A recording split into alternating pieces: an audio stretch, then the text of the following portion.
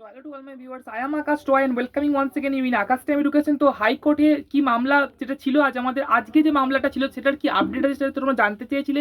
তো চলো তোমাদের কিছু আপডেট আমি যেটা এখনো পর্যন্ত ঘটেছে বা যেটা অ্যাকচুয়াল অথেন্টিক আপডেট সেটা শেয়ার করছি। বাট তার আগে যারা চ্যানেলে প্রথমবার এসছো চ্যানেলটাকে সাবস্ক্রাইব করে নাও, বিকজ তোমরা এখানে সমস্ত রকম যে কলেজের আপডেটগুলো রয়েছে সেগুলো তোমরা জানতে পারবে। তো হ্যাঁ, যে আপডেটটা ছিল সেটা আমি বলে দিই তোমাদেরকে। আর তার আগে আরেকটা কথা বলে দিই, আজ বিধানসভাতেও আমাদের যে এই যে কথা, আমাদের যে দাবি কলকাতা বিশ্ববিদ্যালয়ের সিলেবাস শেষ না করিয়ে পরীক্ষা নিয়ে নেওয়া হচ্ছে, এই দাবিটা আজ কলকাতা বিশ্ববিদ্যালয়েও এই বিষয়টা বিধানসভাতেও তোলা হয়েছে বিরোধী দলের তরফ থেকে। শিক্ষামন্ত্রীকে সরাসরি প্রশ্ন করা হয়েছে। এখনো অবধি এই আপডেটটুকুই আছে, আগে যদি আরও কোনো আপডেট আসে আমি অবশ্যই তোমাদেরকে শেয়ার করে দেবো। তো হ্যাঁ, হাইকোর্টের ব্যাপারটা তোমাদেরকে বলে রাখি। দেখো, হাইকোর্টের আজকের যে কেসটা ছিল সেটা হচ্ছে গিয়ে সিঙ্গেল বেঞ্চের বিচারপতি, উনি এই সিঙ্গেল বেঞ্চের বিচারপতি যিনি ছিলেন উনি এই কেসটাকে সরাসরি রেফার করে দিয়েছেন সম্ভবত প্রধান বিচারপতির কাছে। ঠিক আছে, প্রধান বিচারপতির কাছ অবধি এই কেসটা এখনো অবধি গেছে।